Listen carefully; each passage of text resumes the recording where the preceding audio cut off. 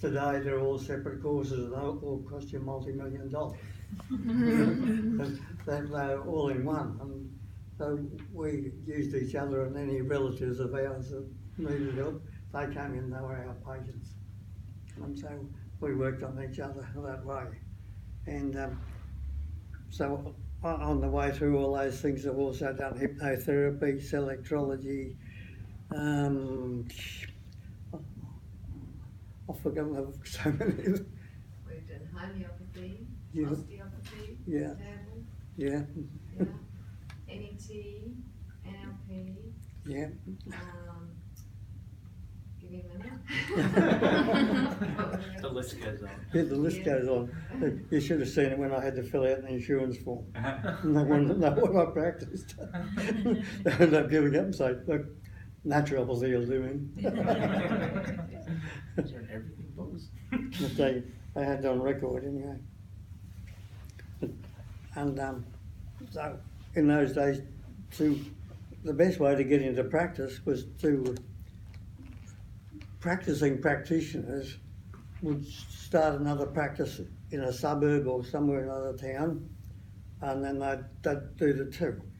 And then they'd get their new rookie, and he'd gradually come with them, and then he'd take over the extra one until it got big enough, and then he'd sell it to him for a couple of £1,000. Back then it was rather expensive exercise. But when I graduated, there weren't any vacancies for that anyway. So I headed off on my own. And I just wanted to bring up something that you've obviously mentioned. I know Kevin does, and I know Doc did, about remember the basics. Don't forget your basics. Because I went to Grafton and set up practice the first time. And my first patient was a 16 stone, I don't know what that is in kilos, but about twice the weight and size of me. His job of work was digging post holes, and he'd dig and ram them and set them, so many in a day. He could hardly walk as fast. But this guy wore bare feet all the time. He wanted a boxer's massage. That was the first patient I had in private practice.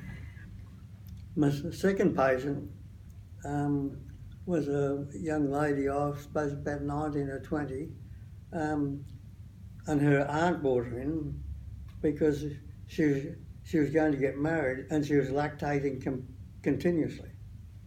And that wasn't a good scene for a wedding dress or any of those things.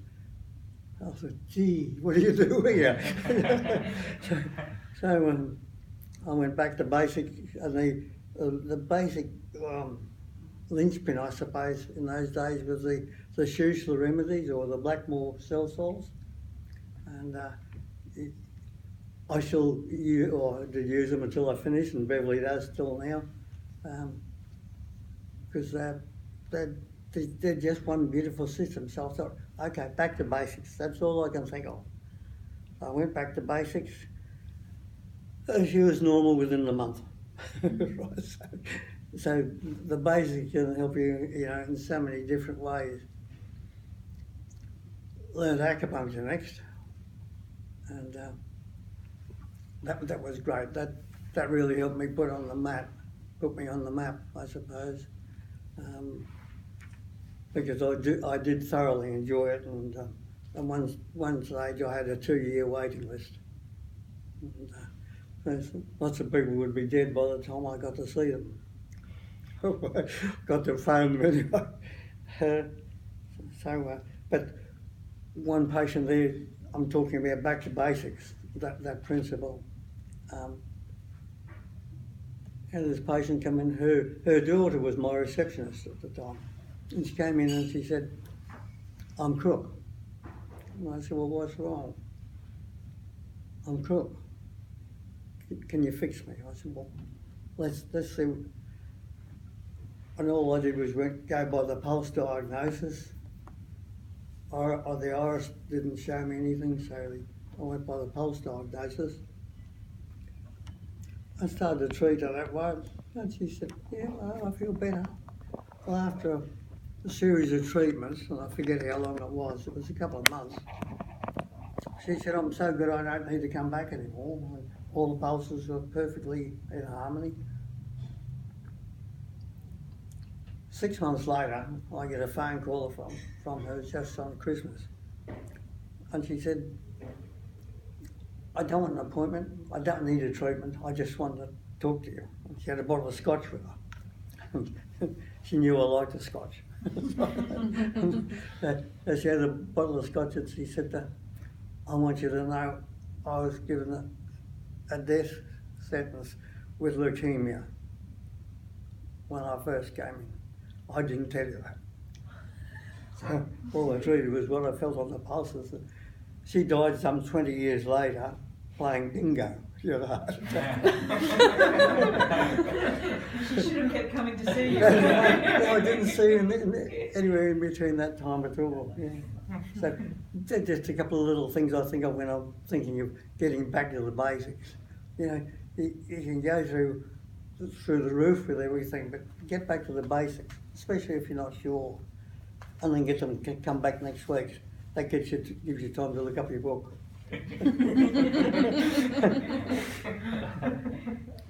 Old Morris Blackwater used to say, don't try and remember everything because you won't. They said, remember where you can find it. And he said, what do you think your doctor's doing while you're putting your pants on in that room? He's back in his room.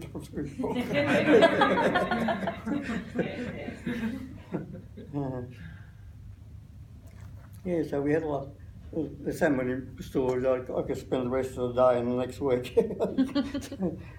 But the whole thing that I set out to do was to, and then I was at a chiropractic seminar in Canberra. Fred West, and I don't know whether he's still alive even now. But he said, this bloke came to Australia a little while ago and he said, you know, touch that foot. You can find out whether it's your liver or whatever, and you tap here and there, and you fix it. And we said, oh, rhubarb, you know, don't give us that stuff. So we went up to his hotel room. There was another chiropractor who used to be at Southport, and myself. We went up there, and Fred, he uses most of the guinea pigs, and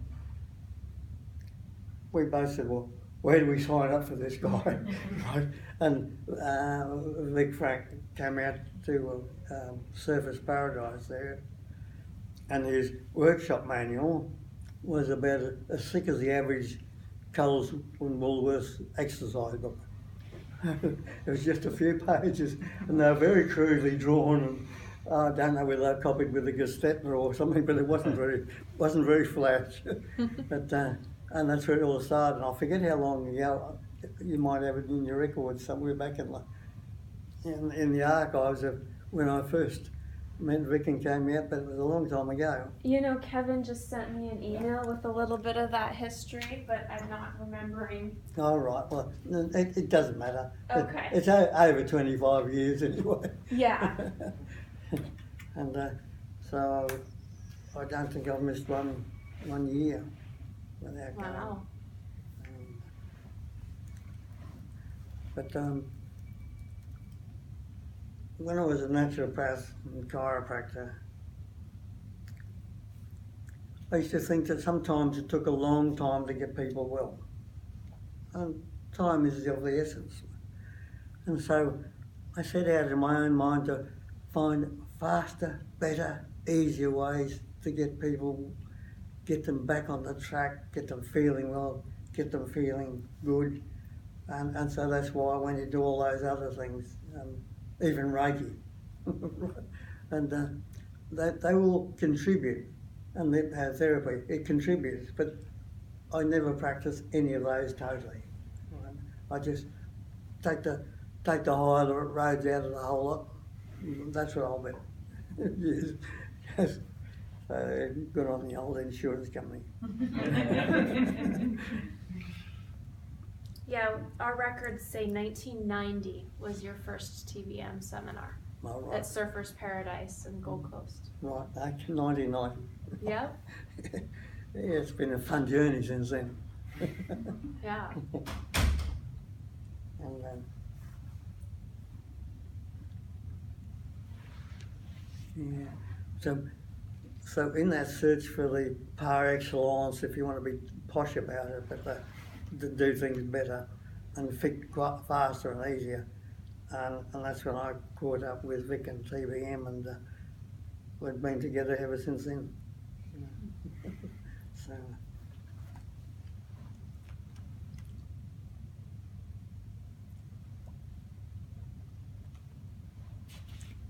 But the acupuncture was good, but so was the homeopathy. They're all good. You know, and we did Vega, and that was the other thing. We used the Vega equipment, and that's a bioenergetic assessment system. So if you're looking for things, somebody comes in and they feel like something that the dog brought in or the cat.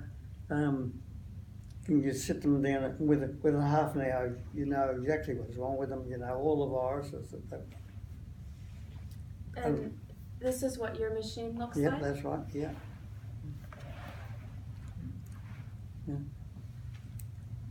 And we use the vials just like TBM, except we've got cupboards of them. How many, Beverly, would there be? How do you reckon? I counted up wide. It's something like 10 drawers. And I think there's 150 in each drawer, I think we counted. Right, yeah.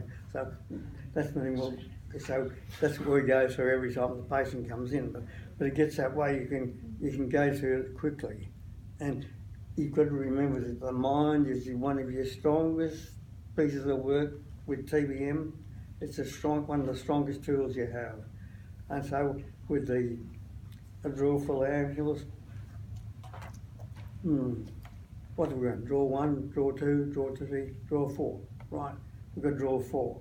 Do we need box 1, box 2, box 3? Box 1, right. Row 1, 2, 3, row 3. Then we sort of just look at it and it jumps out at you. You can find what you need, or if it doesn't, you just run your finger down and test the patient on each one as you go. And it's just so quick, just so it becomes so fast.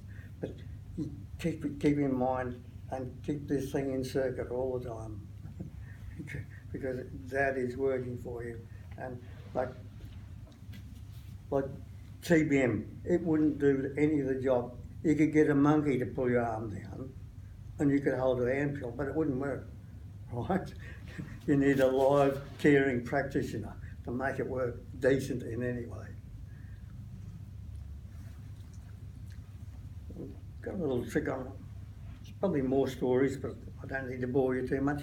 I'm not boring. Excuse me, Brian. Yeah. Would you like to just mention how you find blocks?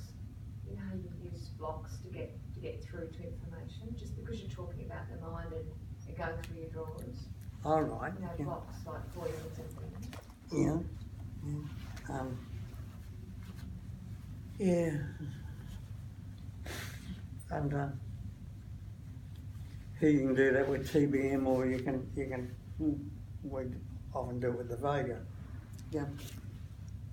You know that there's something there and you can't find it. So I just mentally ask, is there a block? And you can do that and test the arm, you can do that test with the Vega, and I'll say yes. Then you go into I call the quiz box. Animal, vegetable, or mineral, you know? You're not sure whether it's a poison or whether it's a herb or a grass or a flower that's growing. And it can be an absolute block and you can't find what's wrong until you've got that block. And with the Vega or with TBM, you just need to put it in your pocket, that ampule, whatever's the block, so let's say it's deadly nightshade or something like that. Or chocolate, whatever can be a block to different people. Put that in their pocket and away you go. It just opens it up. It's beautiful. So Brian, you put it in your pocket as the provider, or you put it in the patient's pocket? No, I cheat. Okay.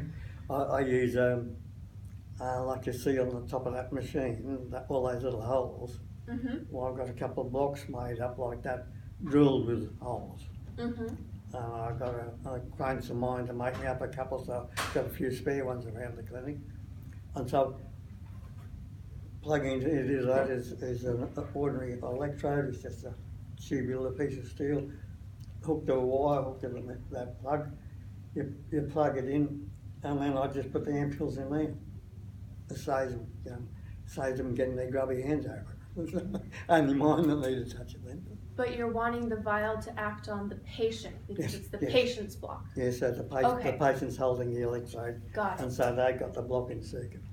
Okay. It's an amazing thing. It's hard to think of how that circuit works, because we think of a circuit like a light bulb. You've got positive light bulb, negative onto your battery.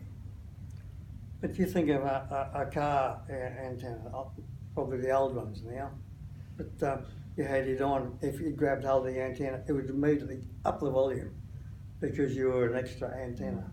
Now you were completing any circuit. There is a name for it, and I don't know what it is.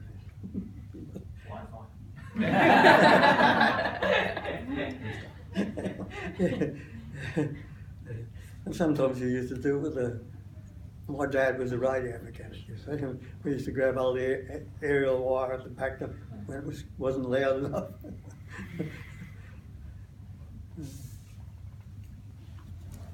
But then we'd leave them then while we do the rest of the testing, and then on the Vega, of course, we've got copying equipment, so we put all those ampules together in there and copy up and make a medicine for them on a homeopathic principle.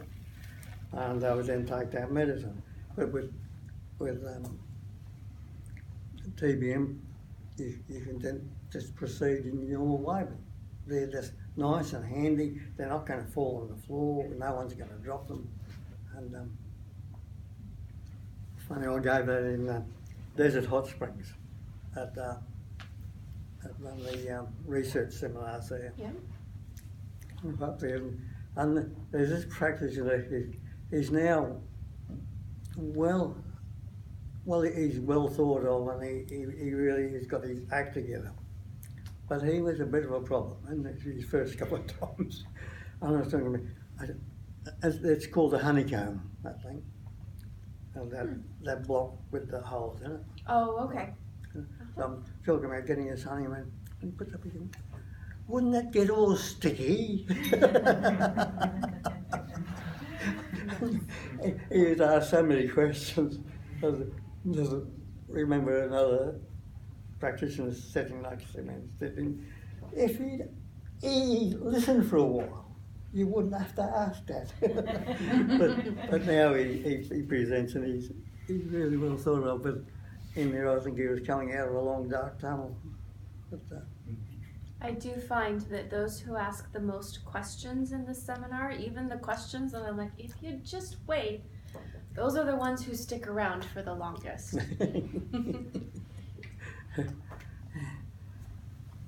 So anyway, let's. I would love to hear, Brian, anything you're willing to share about your process for developing new corrections. Like, how did you come up with Brain XYZ? Well, I don't know whether you're going to believe me or not, but That sounds like the start of every TBM story. But I would start every day with a prayer that I would be shown what I needed to help my patients every day of my life. And sometimes they just come out of the blue. But and yeah, it's hard to say. Sometimes I'd be reading something, or sometimes it would be even something at the TBM seminars. Somebody would just talk about. I went, now hang on a minute. Hold the phone. So I'll put that in the old matrix, and then when I get back home, I'd use Beverly or somebody else and work it out on. Then a couple of patients, and then we developed something, and then we'd make sure that we repetitive. You could repeat the same result. I know that it's so easy to be practitioner come up with a great idea on the spot, and it sounds all very wonderful, but it may not work. It may be just that person's reality at that time. But when all these things, it used to be a rule with the research seminars that it had to be a proven, reliable result before you could present it. So I don't know, sometimes they come out of nowhere. Brain XYZ. This bloke had this story that the brain is divided up into lines like that and lines like that, and they go out for acres. If you laid it all out, it would go out for acres, even as small as it is. So that's when I got to thinking, maybe there's something we can do with this. Because his theory was to, he'd make up this medicine of his that was just water, and I've seen a couple of these around. But it cost you $2,000, well, that was 20, 30 years ago. $2,000 for a month's supply. Wow. I said, that's a bit expensive. He said, well, you want the Rolls Royce? So really some of these things, I don't know how I got to them, and if I think of it, I'll let you know. But so that was the first thing that got me a little bit interested in the Brain XYZ. Was it? And so I started to develop a pattern in my own head, and so the first thing that we did was, if you have a look at the diagram on page 30. There's also the card. Oh, yeah, well, all right. Thank you for that. Yeah, I'll be needing it in a minute. So it's on page 48. 48, yeah.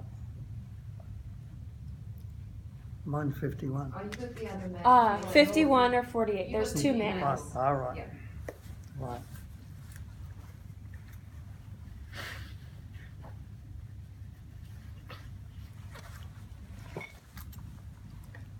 So I thought of, if I could lay the fingers on across the head, as that one of the lines, then the fingers over there, that's another one of the lines, then do your diagonals, and then you do the sides the same way. It was quite a lengthy process.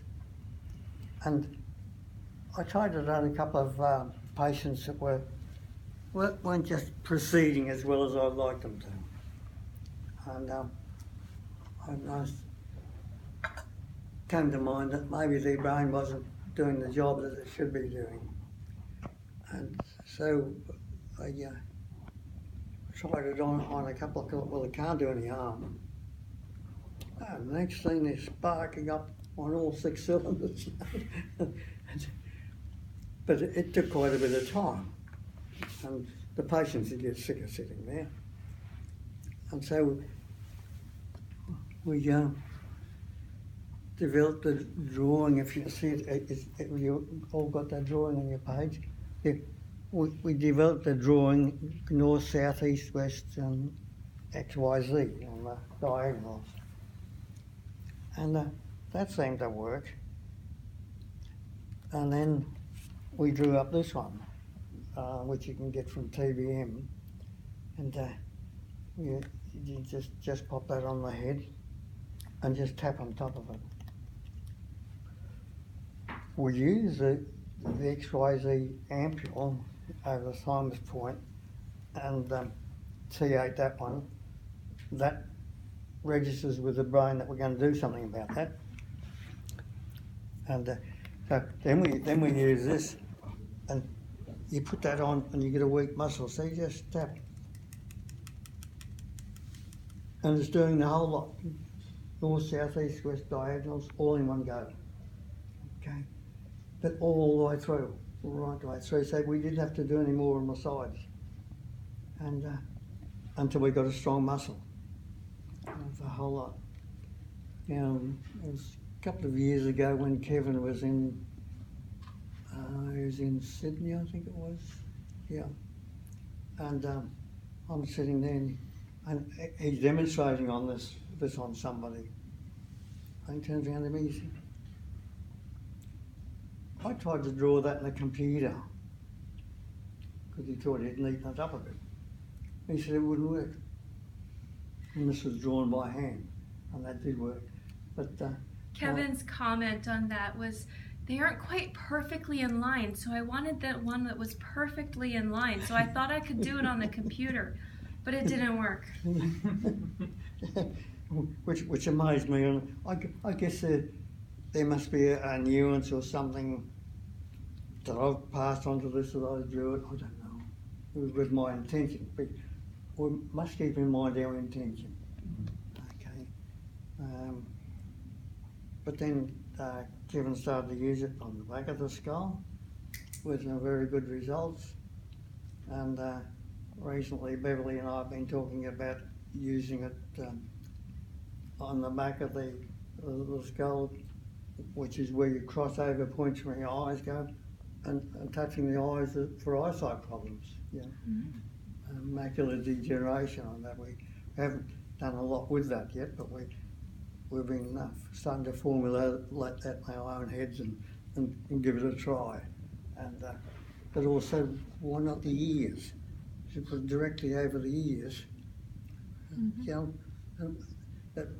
these are cranial nerves, and so they're an extension of your brain.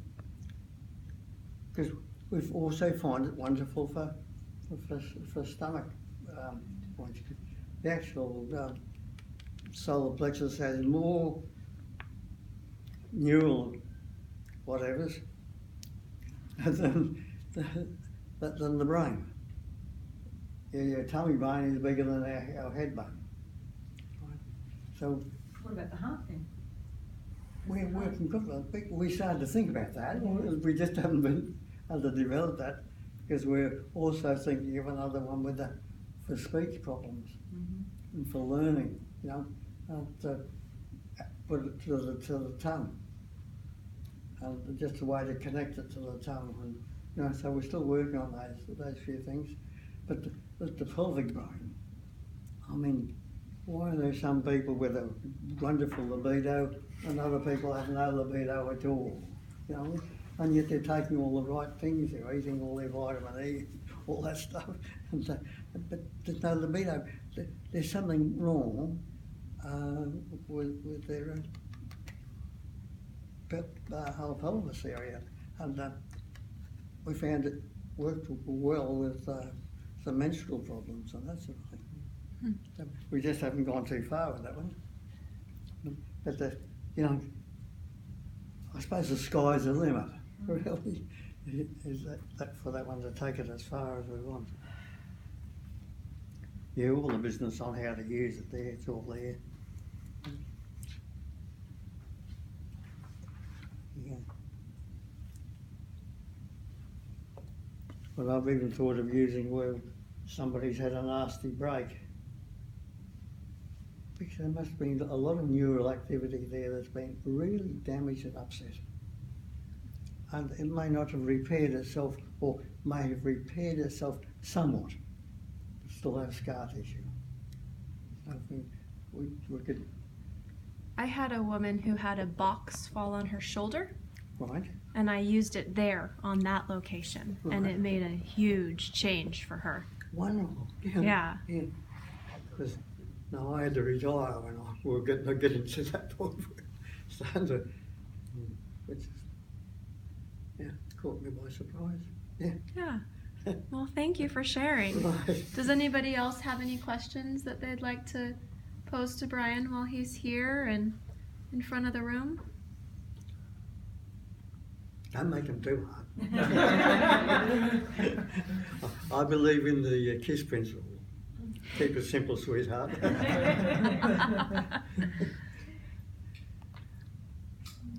Okay.